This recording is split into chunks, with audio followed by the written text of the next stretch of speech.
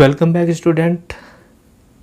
जैसे कि आप सभी जानते हैं 11th क्लास की हम अकाउंटेंसी कर रहे हैं और 11th क्लास की अकाउंटेंसी में जितने भी बेसिक कॉन्सेप्ट हैं मैं कहता चलता हूं आपको कि आप इनको बहुत स्ट्रॉन्ग बना के चलें ताकि 12th क्लास में किसी भी तरह की प्रॉब्लम हमें आ ना पाए।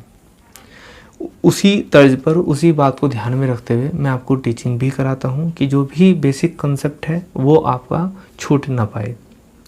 मैं आपको अगर स्टार्टिंग की बात करूं तो मैंने आपको स्टार्टिंग में एक ग्राफ बना के समझाया था कि बिजनेस में बेसिक क्या होता है। मैं वो पूरा ग्राफ तो आज आपको नहीं समझाऊंगा, लेकिन कहाँ हम पहुंच गए हैं, हम कर क्या रहे हैं अकाउंटिंग में, वो थोड़ा सा याद दिला दूं। मैंने आपको बताया था किसी भी बिजनेस में ट्रांजेक्शन्स होते हैं, आपके याद होगा।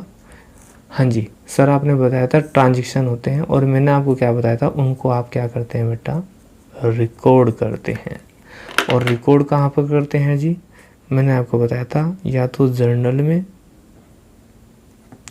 या सब्सिडरी बुक में।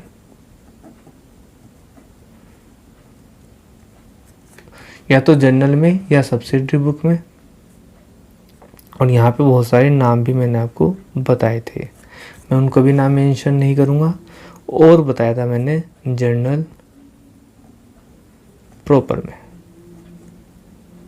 अब देखते हैं हम कर क्या रहे हैं एक्चुअली में। देखो बेटा, हमने सबसे पहले ट्रांजैक्शन हुई किसी बिजनेस में, उन सभी ट्रांजैक्शन को रिकॉर्ड किया। किस में किया बेटा, जर्नल में। ये आप सीख चुके हो जर्नल। लेजर भी सीख चुके हो, जो नेक्स्ट स्टेप होता है रिकॉर्ड करने के बाद का, उनको क्लासिफाइड करने का, वो भी हम कर चुके हैं। लेकिन अभी जो रिकॉर्ड करने की कहानी थी, जो भी ट्रांजैक्शन होते थे रिकॉर्ड करने की जो कहानी थी, वो हमने सीख लिया है कि हम जर्नल में करना सीख लिया है। हमने जर्नल में कैसे रिकॉर्ड करते हैं, लेकिन सब्सिडरी बुक में या जर्नल प्रॉपर में हमने नहीं सीखा।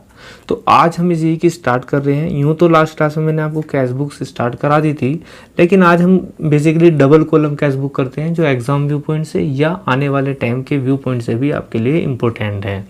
तो आप जब भी प्रिपेयर करें सिंगल कॉलम की ना करके बल्कि डबल कॉलम कैश बुक पे अपनी कमांड बनाएं, बहुत ही इंपॉर्टेंट है।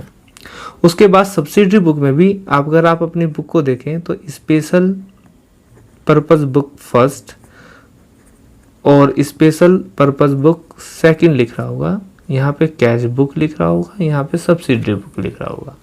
तो अब हम इसके अंदर क्या करें, सब्सिडरी बुक। ठीक है सर, समझ में आ गया कि रिकॉर्ड जो करते हैं वो या तो जर्नल में या सब्सिडरी बुक में। सब्सिडरी बुक तो हम सीखने लग ही रहे हैं आपसे sir, special purpose book first के अंदर, कैश बुक के अंदर। लेकिन ये जर्नल प्रॉपर क्या है, देखो बेटा आज ही हम जर्नल प्रॉपर भी सीख लेंगे। क्या होता है जर्नल प्रॉपर, देखो पहले मैं आपको बताऊं कैश बुक की नीड क्यों पड़ी। देखिए इस बात को ध्यान से समझेंगे आप। जो ट्रांजेक्शन्स होते हैं, आपने देख लिया वे ट्रांजेक्शन बहुत सारे होते हैं, उनकी जर्नल एंट्री भी बहुत सारी डलती है। तो अकाउंटेंट के एक दिमाग में बात ये आई कि इतनी सारी जर्नल एंट्रीज डालने के बाद, उनके बाद लेज़र करने के बाद आपने ट्रांसफ़र कर दिया, लेज़र किया है, तो एक सिर में दर्द, एक बहुत बड़ी टेंशन है। इतने सारे ट्रांजेक्शन्स को आप पहले जर्नल में रिकॉर्ड करें, फिर उनको लेज़र में पोस्टिंग करें। तो अकाउंटेंट के दिमाग में एक बात आई, क्यों ना हम एक कैश, फिलहाल मैं कैश की बात करूंगा, जो ऑलरेडी जानते हैं मैं उनके लिए नहीं बता रहा, जो जानते नहीं है, जो स्टूडेंट है उनके लिए बता रहा हूं। तो फिलहाल मैं कैश की बात करूंगा, सिर्फ कैश ट्रांजैक्शन की। तो तो अकाउंटेंट ने क्या सोचा, क्यों ना कैश ट्रांजैक्शन का एक अलग से रिकॉर्ड बना लिया जाए। कैश ट्रांजैक्शन का भाई बिजनेस में 100 तरह के लेन देन होते हैं, कुछ कैश होते हैं और कुछ उधार होते हैं। तो क्यों ना हम कैश का ट्रांजैक्शन एक जगह रिकॉर्ड कर लें, औरों की बात नहीं करते, अभी सिर्फ कैश की बात करते हैं। क्यों ना कैश ट्रांजैक्शन हम एक जगह रिकॉर्ड कर लें। उससे क्या होगा, हम कैश की जर्नल एंट्री डालने से बच जाएंगे, हमारा काम शॉर्ट हो जाएगा, जल्दी हो जाएगा। भाई कैश का 2 साइड बना लेंगे हम एक कैश बुक की। कैश बुक अकाउंट तो बनाया ना आपने, लेकिन ये कैश बुक है। अब सर जब कैश अकाउंट बना रहे थे तो कैश बुक की क्या जरूरत पड़ी, ये भी अच्छा क्वेश्चन है, इस पे भी हम आएंगे, इसको भी बताएंगे। लेकिन अभी हम कैश ट्रांजैक्शन की बात कर रहे थे, तो मैं बात बता दूं आपको, तो कैश ट्रांजैक्शन को हम इन्होंने सोचा क्यों ना हम एक कैश बुक बना दें जिसके अंदर हम सारे कैश के ट्रांजैक्शन, चाहे कैश आया चाहे कैश गया, चाहे कैश इंक्रीज हुआ चाहे कैश डिक्रीज हुआ, उसी के अंदर रिकॉर्ड कर ले। बिल्कुल सही लगा। अगर हम कैश के ट्रांजैक्शन एक तरफ और क्रेडिट ट्रांजैक्शन एक तरफ लिखेंगे तो हमें पढ़ने में भी आसानी रहेगी, समझने में भी आसानी रहेगी। ठीक है, अब बात आती है सर जब कैश अकाउंट बना रहे थे तो कैश बुक की क्या जरूरत पड़ी। देखो बेटा, कैश अकाउंट जो होता है वो जर्नल की हेल्प से बनाया जाता है। पहले आप जर्नल डालते हैं, फिर उनको लेजर करते हैं, उसको कैश अकाउंट में ट्रांसफ़र करते हैं। जबकि कैश बुक में हमें जर्नल एंट्री डालने की कोई ज़रूरत नहीं है, हम डायरेक्ट कैश बुक को बना सकते हैं। दूसरी बात, कैश अकाउंट के अंदर कैश से रिलेटेड जितने भी ट्रांजैक्शन होते हैं आपके, और कैश बुक में जो ट्रांजैक्शन होते हैं, कैश बुक के अंदर जितने भी ट्रांजैक्शन होते हैं उसके अंदर हम जो कैश ट्रांजैक्शन है उनको तो कैश बुक में, और जो कैश से रिलेटेड नहीं है उनकी हम डाल देते हैं बेटा जर्नल प्रॉपर में।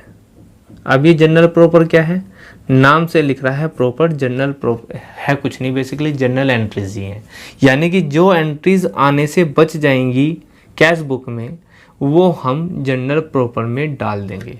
तो यही मैंने आपको सिखाया कि हम जो ट्रांजैक्शन को रिकॉर्ड करते हैं वो हम या तो जर्नल में या सब्सिडरी बुक में या जर्नल प्रॉपर में। तो आप देख सकते हैं जर्नल हमने सीख ली, सब्सिडरी बुक हम सीख ही रहे हैं कैश बुक, या फिर जर्नल प्रॉपर में क्या रिकॉर्ड करते हैं वो भी मैंने आपको बता दिया। जो एंट्री यहाँ आने से बच जाएंगी वो सारी जर्नल एंट्रीज डल जाएंगी, उसे ही बोलते हैं हम जर्नल प्रॉपर। तो आज बेसिकली एक ग्राफ का, और ये सब काहे के अंदर आ रही है बेटा, ये सब बुक कीपिंग कर रहे हैं हम, राइट स्टूडेंट। अब बात आती है कि कैश बुक कैसे बनाएं। देखो कैश बुक तो हम सीख चुके हैं, लास्ट क्लास में हमने कैश बुक के बारे में डिस्कस किया हुआ है।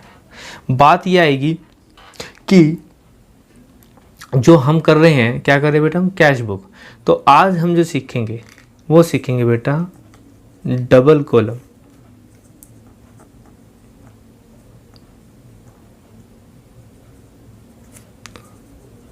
कैश बुक या टू कॉलम कैश बुक, ये सीख रहे हैं। अब sir single column cash book और डबल कॉलम कैश बुक और टू कॉलम कैश बुक, देखो घबराने की जरूरत नहीं, हमने लास्ट क्लास में सीखी थी सिंगल या सिंपल कॉलम कैश बुक, वो तो एक टाइप हो गया। डबल कॉलम या टू कॉलम एक टाइप हो गया। यहाँ पर टू कॉलम क्या नाम यूज़ किया गया है, टू कॉलम इसलिए यूज़ किया है क्योंकि बेटा जो ये टी शेप अकाउंट होता है इसके अंदर हम दो कॉलम मेंटेन करेंगे बेसिकली, एक कैश का और एक बैंक का। क्यों सर, इसलिए बेटा ताकि हम कैश और बैंक दोनों पर निगरानी रख सकें, दोनों के बैलेंस को मैच कर सकें। इसलिए दूसरी बात ये होती है कि कैश और बैंक, हमने मॉडर्न अप्रोच पढ़ी है, दोनों हमारी एसेट्स होती हैं, और इंक्रीज करने के लिए क्या करते हैं इनको डेबिट, और डिक्रीज करने के लिए, डिक्रीज का साइन ये होगा जी डिक्रीज और ये होगा इंक्रीज, ये डेबिट साइड और ये क्रेडिट साइड रिकॉर्ड करते हैं। ठीक है जी, और कैश और बैंक एसेट है मॉडर्न के थ्रू, और हम शुरू से अकाउंट को मॉडर्न अप्रोच के थ्रू सीखते आ रहे हैं। ठीक है जी सर, यहाँ तक बात समझ में आ गई। ओके, तो क्या हर्डल आ सकती है सिंगल कॉलम से टू कॉलम में? कोई हर्डल नहीं होगी बेटा। अगर मैं कुछ जो एंट्रीज जो आपको पॉइंट्स, जो स्पेसिफिक पॉइंट अगर मैं आपको समझा दूं और आप उनको याद रख लें तो आपको बिल्कुल भी दिक्कत नहीं आएगी। सिंगल कॉलम जैसे आपने सीख ली कैश बुक बहुत आसान है, उसी तरह से बेटा टू कॉलम कैश बुक भी बहुत आसान है। ठीक है जी, अब दूसरी बात ये आती है कि हम जो अकाउंट या हम जो कैश बुक सीख रहे हैं ये कैश का कौन सा बैलेंस दिखाएगी, ये एक नंबर के लिए इम्पोर्टेंट है। देखिए कैश बुक जो होगी वो हमेशा डेबिट बैलेंस या नील बैलेंस दिखाएगी, जबकि जो आपकी बैंक कॉलम हो जाता है, यानी कि बैंक का जो कॉलम होगा कैश बुक में, वो डेबिट भी हो सकता है और क्रेडिट भी हो सकता है। इस बात को आपको ध्यान रखना है। क्या हुआ मतलब डेबिट का और क्रेडिट का? देखो बेटा, डेबिट में कैश का आना रिकॉर्ड करते हैं, इंक्रीज रिकॉर्ड करते हैं, और क्रेडिट में कैश का जाना डिक्रीज कॉलम करते हैं। तो बेटा आप कैश तभी तो खर्च करेंगे ना जब कैश आएगा। तो हमेशा कैश हाथ में ज़्यादा होगा तभी तो आप उसे माइनस करेंगे, यहाँ पर ज़्यादा होगा जब तो आप उसको घटा सकते हैं। ठीक है जी। तो इसलिए डेबिट बैलेंस आएगा, आपने लेजर में सीख लिया होगा, इसका टोटल करने पे जिसका इसका बड़ा आएगा टोटल, इसका बड़ा आने की वजह से यहाँ बैलेंस बचेगा। क्या उसको लिखते थे? By balance CD। तो ये जो बैलेंस CD बचता है इसका मतलब ये तो हुआ डेबिट बैलेंस, ये इधर ट्रांसफर हो जाता था, याद हो आपके, to balance CD sorry BD। Clear? तो ये डेबिट बैलेंस होता था। लेकिन बैंक का डेबिट और क्रेडिट बैलेंस क्यों नहीं बचता है? क्योंकि बैंक आपको कभी कभी अकाउंट में जीरो बैलेंस है लेकिन फिर भी बैलेंस निकालने की या बैलेंस को यूज़ करने की इजाज़त देता है in current account, not saving account. तो वहाँ पर करंट अकाउंट में ये आपको एक ऑफर मिलता है। ऑफर मिलने की वजह से क्या होता है, आप माइनस पे भी बैंक को यूज़ कर सकते हैं। तो इसीलिए माइनस होने की वजह से इसका बैलेंस जो है क्रेडिट भी आ सकता है। ये 1 नंबर के लिए इम्पोर्टेंट है। बाकी चीज़ों के लिए हम नेक्स्ट क्लास में स्टार्ट करेंगे। तब तक के लिए टेक केयर। जय हिंद, जय भारत।